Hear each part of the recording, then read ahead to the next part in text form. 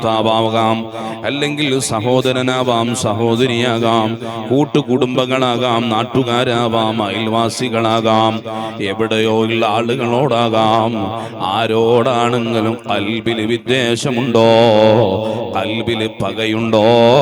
എത്ര റമദാന് കിട്ടിയിട്ടും, എത്ര ബറാത്തിനാവ് കിട്ടിയിട്ടും, എത്ര വലിയ ശ്രേഷ്ഠമായ രാപ്പകലുകൾ ലഭിച്ചിട്ടോ, എത്ര നോമ്പെടുത്തിട്ടും നിങ്ങൾ ദുആ ചെയ്താൽ അല്ലാഹ്ക്ക് നിങ്ങളെ ദുആ വേണ്ട. മുഹമ്മദുർ റസൂലുള്ളാഹി സ്വല്ലല്ലാഹു അലൈഹി വസല്ലം നിങ്ങൾ പറയാണ്. അതുകൊണ്ട് ഖൽബ് നന്നാക്കുക. അല്ലാഹു റബ്ബ് സുബ്ഹാനഹു വ തആല വസ്ത്രത്തിന്റെ വെളുപ്പിലേക്കല്ല നോക്കുന്നത്, ശരീരത്തിന്റെ സൗന്ദര്യത്തിലേക്കല്ല നോക്കുന്നത്, നീ കാട്ടിക്കൂട്ടുന്ന പ്രവർത്തനങ്ങളിലേക്കല്ല അല്ലാഹു നോക്കുന്നത്. വലാകിൻ യൻദുറു ഇലാ ഖുലൂബിക്കും, അല്ലാഹു നോക്കുന്നത് ഹൃദയത്തിലേക്കാണ്. ആ ഹൃദയത്തിൽ ഒരു വെറുപ്പ് വെച്ച്, വിദ്വേഷം വെച്ച്, പക വെച്ചുകൊണ്ട് അതേ കിബറും ഹസദുമായിട്ടാണ് നമ്മൾ കഴിയുന്നത് എങ്കിൽ അല്ലാഹു നമ്മളെ ദുആ സ്വീകരിക്കൂല. അല്ലാഹുവേ നീ ഞങ്ങളെ നന്നാക്കി തരണേ അല്ലാഹ്. അതുകൊണ്ട് മുഅ്മിനീങ്ങളെ, എന്തിന്റെ പേരിലാകട്ടെ, ആരോടാകട്ടെ, എന്ത് വെറുപ്പുണ്ടോ, എന്ത് വിദ്വേഷമുണ്ടോ, എന്ത് പകയുണ്ടോ, എല്ലാം നിങ്ങൾ പൊരുത്തപ്പെടിക്കുക. എന്നിട്ട് ഖൽബൊന്ന് ശുദ്ധിയാക്കുക. എന്നിട്ട് നിങ്ങൾ റമദാനിനെ സ്വീകരിക്കുക. ആ റമദാനിന്റെ രാപ്പകലുകളിൽ ധന്യമാക്കുക. ആ റമദാനിന്റെ രാത്രികളിൽ ഹയാത്താക്കുക. ആ റമദാനിന്റെ പകലുകളിൽ കൃത്യമായി നോമ്പനുഷ്ഠിക്കുന്ന, വെറും പട്ടിണിയല്ല, നോമ്പുകാരായി ജീവിക്കുക. അല്ലാഹു തൗഫീഖ് നൽകട്ടെ. എന്നാലേ നമുക്ക് രക്ഷപ്പെടാൻ കഴിയുള്ളൂ.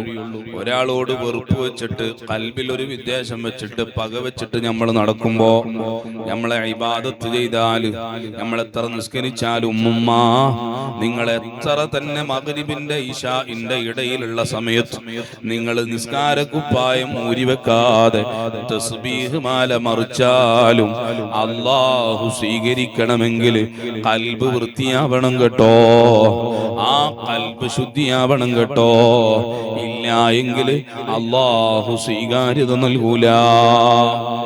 ആ തങ്ങൾ തന്നെ തുടർന്ന് എണ്ണിയ കൂട്ടത്തിൽ പ്രത്യേകം എടുത്തു പറഞ്ഞു, ഉമ്മയെയും ഉപ്പയെയും വേദനിപ്പിക്കുന്ന ആളുകളാണോ നിങ്ങളെ ദുആവും അല്ലാഹ്ക്ക് വേണ്ട. അതുപോലെ വീണ്ടും എണ്ണി പറഞ്ഞു, കുടുംബക്കാരെ ഇടയിൽ ഭിന്നതയുണ്ടാക്കുന്ന ആളുകൾ നിങ്ങളെ ദുആ അല്ലാഹ്ക്ക് വേണ്ട.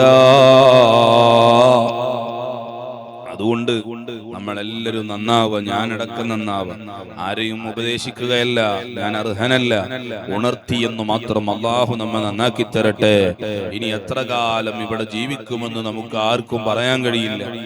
ഇന്ന് രാത്രി എനിക്ക് പാലക്കാടാണ് മജ്‌ലിസ് ഉള്ളത്. ഇൻഷാ അല്ലാഹ് അല്ലാഹു ആയുസ് തന്നാൽ പങ്കെടുക്കും. നാളെ എനിക്ക് പരിപാടിയുള്ളത് തമിഴ്നാട് ഊട്ടിയിലാണ്. അങ്ങോട്ട് എത്തുമെന്നുള്ളതിന് എന്ത് ഉറപ്പുണ്ട്? ഒരു ഉറപ്പുമില്ല. അല്ലാഹു തൗഫീഖ് തന്നാൽ എത്തും, അത്രയേ നമുക്ക് പറയാൻ കഴിയുള്ളൂ. അല്ലാഹു നൽകിയ ആയുഷ. ഒരാളുടെ ജനനം എപ്പോഴാണ്, ഒരാളുടെ മരണം എപ്പോഴാണ്, അത് നമുക്ക് ആർക്കും പറയാൻ കഴിയില്ല. എപ്പോഴാണ് ഭാര്യ ഒന്ന് പ്രസവിക്കുക, എപ്പോഴാണ് സഹോദരി ഒന്ന് പ്രസവിക്കുക, നമ്മൾ നിശ്ചയിച്ച സമയത്താവൂല. നമ്മളും ഡോക്ടർമാരൊക്കെ കുറെ കണക്കുകൾ കൂട്ടിക്കിഴിച്ച് ഹരിച്ച് ഗുണിച്ച് ഒരു സമയം പറയും. പക്ഷേ ആ സമയത്ത് പ്രസവം നടന്നോളണമെന്നില്ല.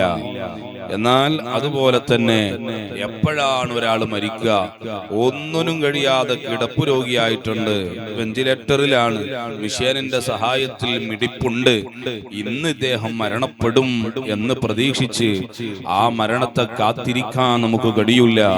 അങ്ങനെ എത്രയോ ആളുകൾ ഇപ്പോഴും കിടപ്പിലാണ്. ഞാൻ ഓർത്തു പോവുകയാണ്, ഭർത്താവ് സുഖമില്ലാതെ കിടക്കുന്ന സമയത്ത് ഭാര്യക്കൊരു കുഴപ്പമില്ല, പക്ഷേ ആ ഭാര്യയാണ് പെട്ടെന്ന് മരണപ്പെട്ടത്. അല്ലാഹു റബ്ബ് സുബ്ഹാനഹു വ തആല പെട്ടെന്നുള്ള മരണങ്ങളിൽ നിന്നൊക്കെ നമ്മെ കാത്തുരക്ഷിക്കട്ടെ. മനുഷ്യന്മാരാകുന്ന നമ്മളെ അവസ്ഥ ഇത്രയാണ്. പിന്നെ എന്തിനാ നമ്മൾ കിബർ കാട്ടുന്നത്? എന്തിനാ അഹങ്കാരം കാട്ടുന്നത്? എന്തിനാ ആളുകളോട് വെറുപ്പ് വെക്കുന്നത്? എന്തിനാണ് നമ്മൾ ആളുകളോട് വിദ്വേഷം പുലർത്തുന്നത്? എന്തിനാ വർഗീയത ഉണ്ടാക്കുന്നത്? എന്തിനാ നമ്മൾ വിഭാഗീയത ഉണ്ടാക്കുന്നത്? സ്വന്തം വീട്ടിലെന്തിനാ കലഹങ്ങൾ ഉണ്ടാക്കുന്നത്? നാട്ടിലെന്തിനാ? അയൽവാസികളിൽ എന്തിനാ? കുടുംബങ്ങളിൽ എന്തിനാ നമ്മൾ വെറുപ്പും വിദ്വേഷമൊക്കെ ഉണ്ടാക്കി വെക്കുന്നത് മരിച്ചു പോകുമ്പോ നമുക്ക് ഒന്നുമില്ലാതെ ചെയ്ത അമലുമില്ല, ആളുകളെ വെറുപ്പിച്ചതിന്റെ പേരിൽ ആ ആളുകൾ ചെയ്ത തിന്മ കൂടി നമ്മുടെ കിതാബിലേക്ക് അള്ളാഹു രേഖപ്പെടുത്തിയിട്ട് ആ കിതാബ് കൊണ്ട് അള്ളാഹുവിന്റെ മുന്നിലേക്ക് പോകേണ്ട ഒരു അവസ്ഥ വന്നാൽ ഈ ദുനിയാവിൽ ജീവിച്ച ആയുസ്സുകാലം മുഴുവനും ആഖിറത്തിൽ വലിയ നഷ്ടത്തിലായി പോയാൽ മുഅ്മിനീങ്ങളെ പരാജയം തന്നെ. മഅദല്ലാഹ്, അല്ലാഹുവേ നീ കാത്തു രക്ഷിക്കണേ അല്ലാഹ്. അതുകൊണ്ട് നമ്മൾ നന്നാവാൻ വേണ്ടിയാണ് ലഅല്ലക്കും തത്തഖൂൻ, നിങ്ങൾ മുത്തഖീങ്ങളായി തീരാനാണ് റമദാൻ നൽകിയത്. അതുകൊണ്ട് മുത്തഖീങ്ങളാവണം, തഖ്വയുള്ളവരാകണം. തഖ്വ എവിടെയാണ്? അല്ലാഹുവിന്റെ ഹബീബായ സ്വല്ലല്ലാഹു അലൈഹി വസല്ലം തങ്ങൾ പറഞ്ഞു, അത് ഖൽബിലാണ്. അതുകൊണ്ടാണ് ഖൽബ് ശുദ്ധിയാക്കണമെന്ന് പറഞ്ഞ്. ഇനി എന്താണ് തഖ്വ? അല്ലാഹു റബ്ബ് സുബ്ഹാനഹു വ തആല കൽപ്പിച്ച കാര്യങ്ങൾ ജീവിതത്തിൽ പ്രവർത്തിക്കുക, അത് തഖ്വയുടെ ഒരു ഭാഗമാണ്. അല്ലാഹു പറഞ്ഞ ഓരോ വിഷയങ്ങൾ ജീവിതത്തിൽ പകർത്തുക, അത് ജീവിതത്തിൽ കൊണ്ടുവരിക. പക്ഷേ അതുകൊണ്ട് മാത്രം മുത്തഖിയാവൂല. പിന്നീട് പറയുകയാണ്, അല്ലാഹു വിരോധിച്ച കാര്യങ്ങൾ, ഒഴിവാക്കാൻ പറഞ്ഞ കാര്യങ്ങൾ ജീവിതത്തിൽ നിന്ന് പാടെ ഒഴിവാക്കലാണ്. തഖ്വ എന്ന് പറഞ്ഞ കൽപ്പിച്ചത് ചെയ്യൽ മാത്രമല്ല, വിരോധിച്ചത് ഒഴിവാക്കലും കൂടിയാണ്. അതുകൊണ്ട് ഹറാമ് ജീവിതത്തിൽ നിന്ന് ഒഴിവാക്കണം, തിന്മ ജീവിതത്തിൽ നിന്ന് ഒഴിവാക്കണം, വെറുപ്പും വിദ്വേഷവും ജീവിതത്തിൽ നിന്ന് ഒഴിവാക്കിയിട്ട് അല്ലാഹു നോക്കുന്ന ഖൽബ് തഖ്വയുള്ളൊരു ഖൽബാക്കിയിട്ട് ഈ ലോകത്തുനിന്ന് യാത്ര പോകുമ്പോൾ ഒരു മുത്തഖിയായി നല്ല തഖ്വയുള്ള അമാലുകൾ കൊണ്ട് പോകാൻ കഴിയണം. കൈഫർ റഹീലു ബിലാ സാദിൻ ഇലാ വതനി ലാ യൻഫഉൽ മർഅ ഫീ ഗൈരി തഖ്വാഹു. മഹാന്മാര് പറയുകയാണ്, എപ്പോഴാണ് ഈ ദുനിയാവിൽ നിന്നൊരു യാത്ര പോകാനുണ്ടല്ലോ, ആ യാത്രയുടെ സമയത്ത് ഒന്നും തന്നെ കൊണ്ടുപോകാൻ കഴിയൂല. ഒരാളോടും യാത്ര പറയാൻ കഴിയില്ല, ആരോടും തന്നെ ഞാൻ പോയി വരാമെന്ന് പറയാൻ കഴിയില്ല. വിദേശത്ത് പോകുന്ന പ്രവാസി പാസ്പോർട്ടും ടിക്കറ്റും വിസയും ഒരുക്കി വെച്ചിട്ട് ഇന്ന സമയത്താണ് ഫ്ലൈറ്റ് എന്ന് പറഞ്ഞിട്ട് 2 വർഷം കൊണ്ട് തിരിച്ചു വരാമെന്ന പ്രതീക്ഷയിലാണെങ്കിലും വീട്ടിൽ നിന്നിറങ്ങുമ്പോൾ ഒരു മാനസികമായി വലിയ പ്രയാസം തന്നെയാണ്. എന്നാൽ 2 വർഷം കൊണ്ട് തിരിച്ചു വരുമെന്ന പ്രതീക്ഷയോടെയാണ് പോകുന്നത്. എന്നാലും സങ്കടം തന്നെ. എന്നാൽ ഈമാനുള്ള മുഅ്മിനീങ്ങളെ, മുഅ്മിനാത്തുകളെ, ഈ ദുനിയാവിൽ നിന്നൊരു യാത്ര പോകാനുണ്ട്. ആ യാത്ര ഏത് സമയത്താണെന്നറിയില്ല. അൽ മൗതു അദ്നാ മിൻ ശിറാഖി നഅ്ലിഹി, കാലിൽ ധരിച്ച ചെരുപ്പിന്റെ വാറ് തൊലിയോട് ചേർന്ന് കിടക്കുന്നത് പോലെ കൂടെ മരണം സഞ്ചരിക്കുകയാണ്. അല്ലാഹുവേ, ആഖിബത്ത് നന്നായി മരിക്കുന്ന ഫായിസീങ്ങളിൽ ചേർക്കണേ അല്ലാഹ്. അങ്ങനൊരു മരണം വരാനുണ്ട്. ആ സമയത്ത് പൊരുത്തപ്പെടിക്കാൻ നമുക്ക് അവസരം കിട്ടൂല. ആ സമയത്ത് ആരോടും ഒന്ന് പോകട്ടെ, ഞാൻ ഇന്ന സമയത്ത് വരാമെന്ന് പറയാൻ അവസരം ലഭിക്കൂല. അങ്ങനത്തെ ഒരു യാത്ര ഞാനും നിങ്ങളും അഭിമുഖീകരിക്കാനുള്ളതാണ്. ആ യാത്ര പോയി കഴിഞ്ഞാൽ ആദ്യത്തെ സ്റ്റേഷൻ ഉണ്ട്, അത് ഖബറാണ്. അൽ ഖബർ അവ്വലു മൻസിലിൻ മിൻ മനാസിലിൽ ആഖിറ. ആ ഖബറുണ്ടല്ലോ ആദ്യത്തെ സ്റ്റേഷനാണ്.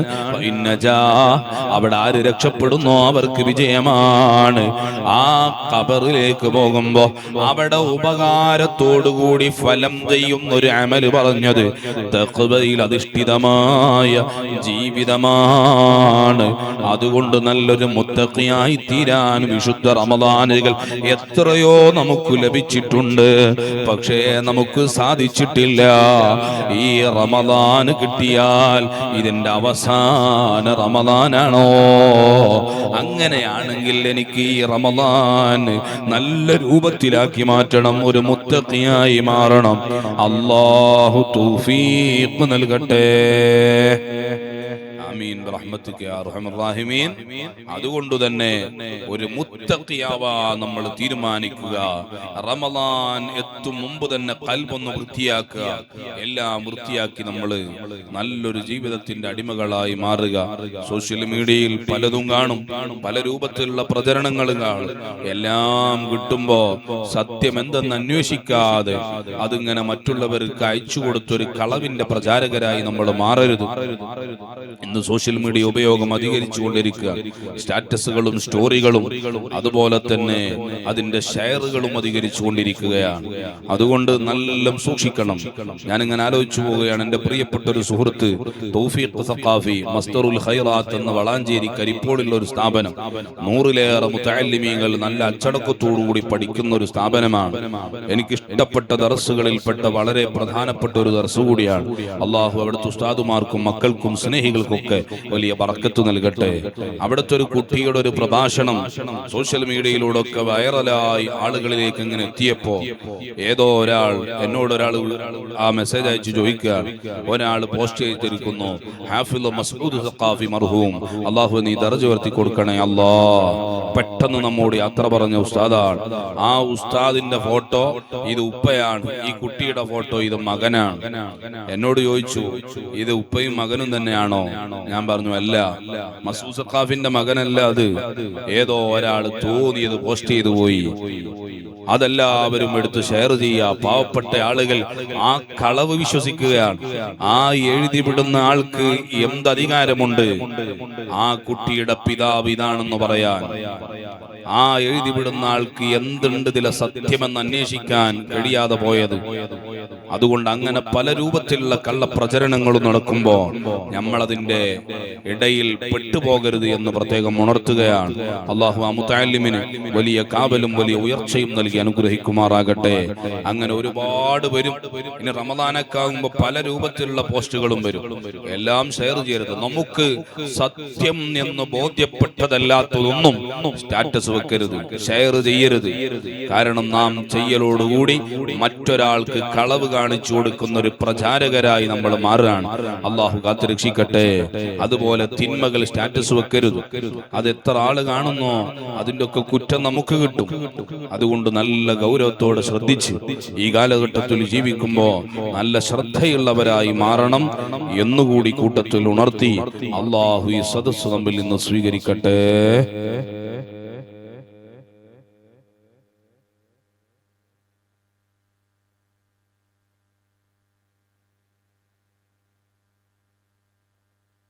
ബാങ്ക് കൊടുക്കാനായോ?